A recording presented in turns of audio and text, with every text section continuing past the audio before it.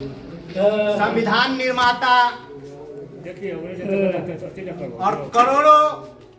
दबे कुचले शोषित वंचित महिलाओं अकलियत सबों के लिए सुरक्षा कवच के रूप में भारत के मध्य प्रदेश जिले में के एक छोटे से गांव महू में जन्मे विश्व रत्न भारत रत्न बाबा साहेब डॉक्टर भीमराव अंबेडकर के 134वें जयंती में आए हुए आप तमाम गर्जियन नौजवान साथी और हम लोग के नेता अभिभावक सबों के मौजूदगी में मैं आप तमाम साथियों को आदाब प्रणाम और सलाम और क्रांतिकारी जय भीम कहता साथ ही साथ हम अपने पार्टी के नेता और हम लोग के अभिभावक माननीय रामाशीष राय जी का भी तहे दिल से धन्यवाद करता हूं, जिन्होंने प्रत्येक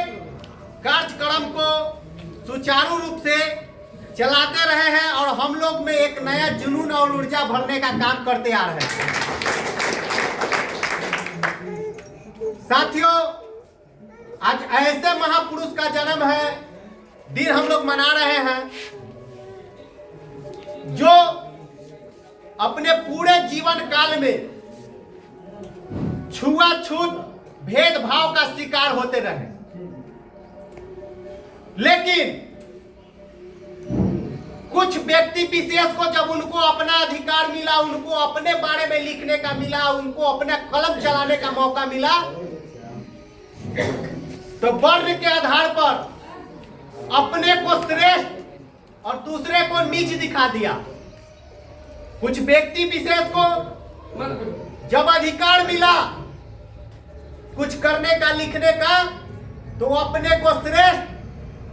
वर्ण के आधार पर 4 वर्णों में बांटा और खुद को श्रेष्ठ, खुद को और दूसरे को शूद्र और नीचा दिखाने का काम किया। उसी का शिकार हमारे बाबा साहेब भी हुए, लेकिन उतने छुआछूत प्रताड़ना और भेदभाव सहने के बाद भी अपने साहस और क्षमता और का परिचय देते हुए जब बाबा साहेब को संविधान लिखने का मौका मिला, तो वो भी चाहते तो अपने कलम के आधार पर जो इनको नीचा दिखाया, जो इनको शूद्र बताया, जो भेदभाव का शिकार करते आया, उससे या कलम के जरिए उससे उसका बदला ले सकते थे। लेकिन उनके प्रति उनके मानसिकता में या सोच में या ऐसा घटिया सोच नहीं था कि हमको जो शूद्र दिखाया, हमको जो नीच दिखाया, हम भी उसको नीच दिखाए।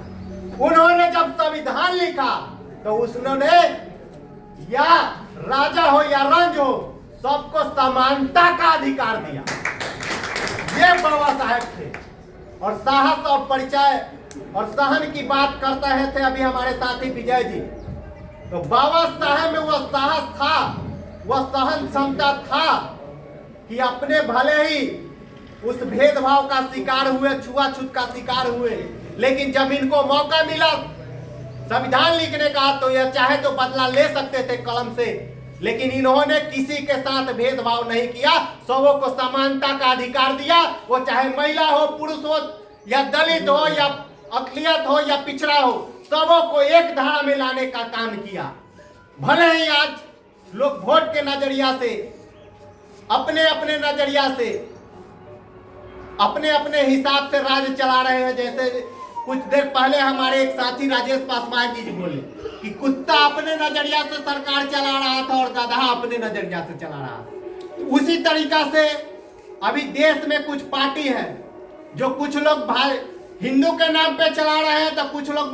मुसलमान के नाम पे चला रहे हैं, तो कुछ लोग दिखाना चाह रहे हैं कि हम हिंदू का इतना बड़का समर्थक है, तो कुछ लोग दिखाना चाह रहे हैं कि हम इसके इतना बड़ा समर्थक है, तो कुछ लोग हम दलित के। लेकिन ये नहीं सोच रहा है कि हमारा देश कैसे बचेगा, हमारा संविधान कैसे बचेगा, हमारा समानता कैसे बचेगा। कौन मचा हुआ है क्रेडिट लेने का कि हम हिंदू के रक्षक है, तो कोई कह रहा है कि हम मुसलमान के रक्षक है, तो कोई कह रहा है हम दलित के रक्षक है। लेकिन ये कोई नहीं कह रहा है कि हम भारतीय हैं और भारतीयों का, भारत का संविधान कैसे बचेगा, भारतीयों का संस्कृति कैसे बचेगा, भारत का मान सम्मान कैसे बचेगा, इस पर अभी कोई ध्यान नहीं है। ध्यान है तो हमारा कुर्सी कैसे बनेगा। बाबा साहेब बहुत बात कहे, लेकिन समय के अभाव के कारण हम लोग उतना डिटेल से अभी बात नहीं करेंगे। बहुत लोग को बहुत तरीका से बहुत जगह जाना है और हर जगह आज प्रखंड क्षेत्र में अलग अलग कार्यक्रम है। इसके लिए हम ज्यादा समय ना लेते हुए आप सबों को फिर से एक बार आदाब, प्रणाम, सलाम और क्रांतिकारी जय भीम करता हूं। और सबों को फिर से आप लोग आए हैं, इसके लिए मैं तहे दिल से धन्यवाद करता हूं। जय हिंद, जय भारत, जय संविधान, जय भीम।